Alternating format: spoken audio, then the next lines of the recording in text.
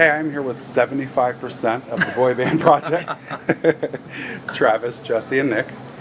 So how did you guys come together as a unit? I know, Travis, you founded the group, right? I am the founding person of the group.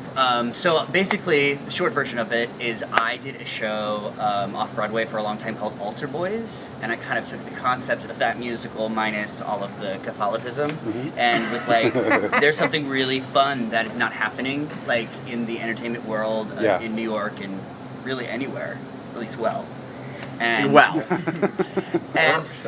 so I just took some of my, my theater Broadway friends and shot a video, and it was a lot of fun doing it, being in it, performing it. People were having fun watching us, and then that was 2014, and it's still going. And I'm sure you had a built-in fan base just due to Altar Boys, because it was a pretty popular show. It show. started with, we have these altar-holics, where people who would see our show, on a weekly basis, and, it grew from there.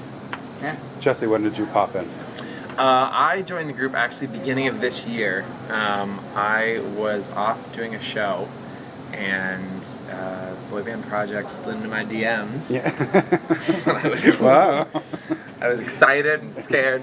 I came back to the city and started working with Travis. And then my first show I did with them, first full show I did with Boyband Project was here in the city at the Iridium, which was so much fun. The crowd was it literally felt like Madison Square Garden. I didn't know who these people were, and middle-aged women were losing their minds, while eating dinner and dressed nice for the theater. They all of a sudden turned into 14-year-old girls. So I was like, yeah, this is fun. I want to do more of this.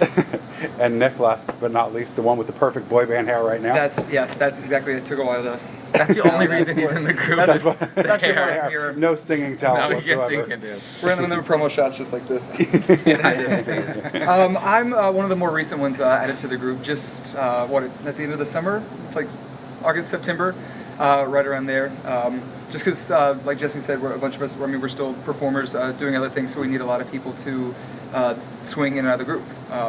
So there was an open space, and they didn't slide into my DMs. I slid right into theirs, and here I am. And turned into a swinger, right? Exactly, something like that. Now, Travis, I know you guys, I think, Jesse, you also were on Good Morning America this year. Yeah. And you guys got to meet the Backstreet Boys? Yes. How was that? I mean, it was amazing, surreal, yeah. And it just kind of fell into our lap, really. One thing I've learned in all the years of doing this is if you get an email, you answer it right away. If you can write that email in 30 seconds, just do it, especially when it's somebody like ABC producer, right, like national TV, saying, hey, we would like to feature you in a story. And it was the morning of our show at the Iridium that he was talking about. Or actually the second Iridium show. It was our second one, and I was replacing a guy. I was trying to sell tickets. We were still under, and then all of a sudden I get this producer's hey, we would like to show up with cameras at your show. And I was like, okay, come on, let's do it. Yeah.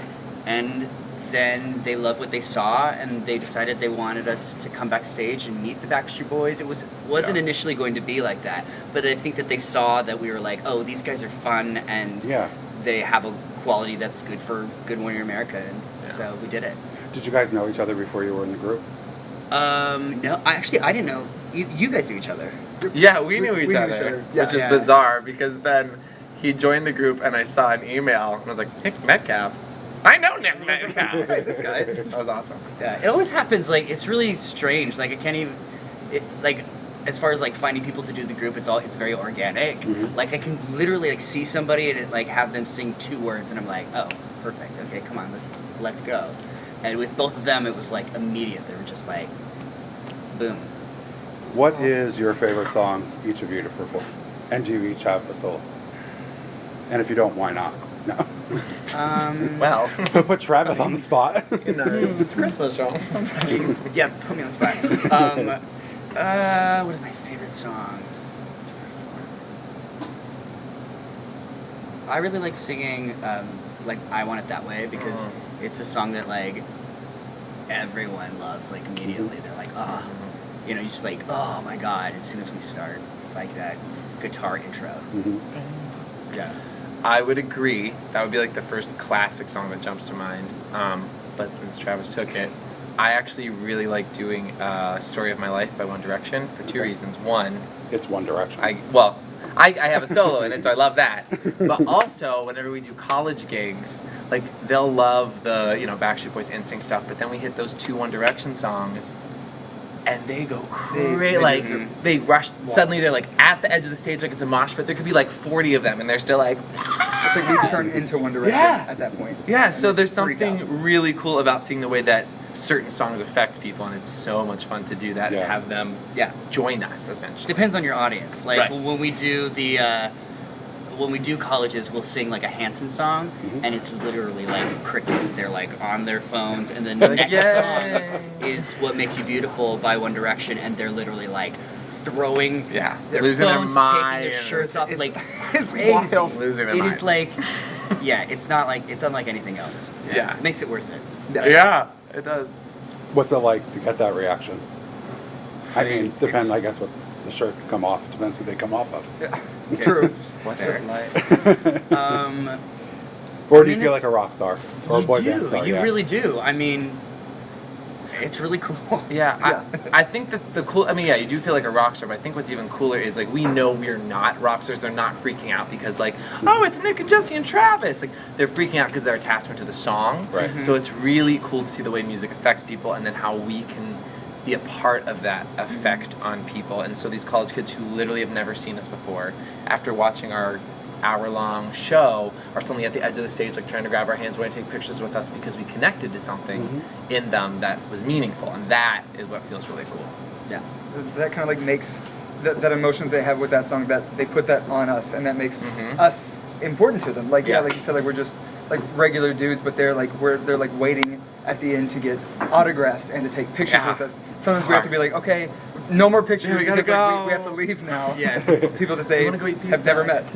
Right. Well, so much about the show is interaction as well, and so I feel like by the end of the show, they feel like they're like, our booze. Yeah. And so they want to chit chat a little bit after the show, but sometimes we have to drive 5 hours after our show, so Right. it's Yeah. like, all right, Yeah. but we love it. It's a lot of What's fun. been the best fan encounter and then maybe the scare? Have you had any scary fan encounters? Or is that been somewhat normal? I don't think I've never had a scary fan encounter. With this? Yeah. Well, you were an Altar Boys. I'm sure you had many Sure. there. Yeah, I had somebody like call me like on my cell phone. I changed my number. Yeah, it was crazy. But I can't think with this. I think one of my favorites was we do a part of the show where we bring audience members up for a dance contest. And that's always very hit or miss because they don't know what they're getting into when you're dragging them up. Yeah.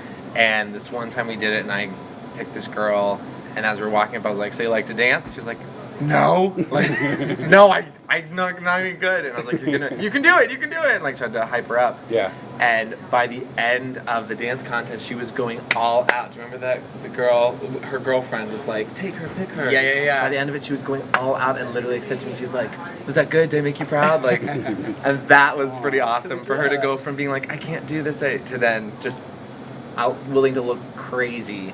In just front of for the all her fun of it. friends. Yeah, in front of Yeah. all their friends. So like those moments where you help them come out of their shell or give them a good time or make them like look like a star is really cool. What about Nick? You are the Zayn of One Direction here. You're not saying much. He was also the same way. Something like that. I mean, there's been a few like scary little encounters. Not necessarily with this. I've been doing it for such a short amount of time. No, I feel like most of the encounters are good. It's a super like positive, like energetic vibe. I feel like the only bad part about it is having to like stop at the end and be like, no more autographs, no more signatures, like or like photographs. Like we got to go. And some of them seem a little heartbroken, like holding their arms like this. Yeah. Now you guys have 2 shows coming up. One in December 1st Yes. in Provincetown, and then one on the 16th, right, in New York. Yes. Why don't you sir. preview a little bit about those shows? Okay, so it's the Boyband Project Holiday Edition, Okay. and the first one is in Provincetown, and so we're performing at the Paramount at the Crown and Anchor, and we're kind of premiering the holiday show there. And then the second one is December 16th, and it's at 2 p.m., so it's a boy band brunch, and it's at Green Room 42, the Yotel. And so basically what the show is, it's probably 60% the show that we always do, because you can't do a boy band show without doing I Want It That Way and Mhm. Tearing Up My Heart, blah, blah, blah. And then 40% is from their Christmas albums. And you forget, like how iconic some of these albums were and how much of a jam some of these songs were. Yeah. They're, like, so much fun to sing. And, yeah, so it's been a lot of fun to create these holiday shows. Very cool. Now, if you guys could say you model yourself out of one of the boy bands, each member, excuse me, which would you say you pattern yourself after, or do you think you take after the most? Cool. I'm the boy next door, so I would be more of like maybe like a Brian Luttrell / Joey McIntyre. Joey McIntyre, wholesome, Mhm. you know. I'm the edgy one. I think we decided I was like a hybrid of Kevin and AJ from Backstreet Boys. Okay. Like, kind of those two personalities mushed together. Like, one of them's a little bit more of like the emo kind of edgy, and the other one's more of like the tattoos, gnarly kind of edgy. Mhm.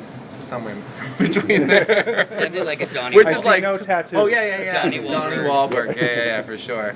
And now, Nick, I know I labeled you Zane, but please feel free to like label yourself now. For these holiday shows, I'm the sporty one. But personally, I've always felt more of a connection to my namesake, Nick Carter. Yeah. In the Backstreet Boys, just always have liked his sound and his style, and even had like a really longer than I'm proud to admit, had my hair long and parted in the middle, Little butt going part. this way, Did you really? little butt part for the longest time. He's sporty Like, though. He's sporty. Yeah, no, Like, he he's wears jerseys. He's and kind of stuff sporty. Yeah, like- jerseys are cool. They all had like a Jersey moment. Yeah. Now, obviously, you probably have to get a lot of clearance to do the songs. Would you ever put out an album, or is that something You that's don't have to get clearance to do, because the thing about our show is we're not trying to be a boy band. Mhm. What we are is we're basically celebrating Okay. the boy bands that have come before us. And so in order to perform those, you don't have to get a license. Okay. And as long as you don't record them. But we are currently working on an original single. Just something to mix it up. It's like you liked what you saw, but Absolutely. here's what we can bring to material that hasn't been done before. Yeah. So that's. And who that's happening. wrote that? Are you allowed to say? I am this composer named Michael Mott. Oh, I know. I've interviewed Michael. Have you really? There you go. He's Yeah. amazing. Yeah, He's he's great. great. He does a lot of pop stuff. He also does musical theater. He's got a bunch of shows that one's going to the West End right now. I know. It's exciting. He's awesome. Yeah. Very cool. Well, for everybody who wants to see them, check out their website, which is. TheBoybandProject.com. All right. Or Instagram. Instagram. Check us out on Instagram. That's good. At Boyband Project. And also on Twitter. Go ahead, Nick. Shout out to Twitter. Twitter, on Twitter? Yeah. Hey, we're on. Yeah. Twitter, all the social media, the Boyband Project. The No, Twitter's- MySpace, my- Zenga, Craigslist. My live journal. Napster. We're on Napster. Now you've lost your entire fan base. I have no idea what that is. Wait. Guys, thank you so much for taking the time to do Thank this you. interview. It was a real pleasure. You guys are a lot of fun. Thank you, man. Thank you.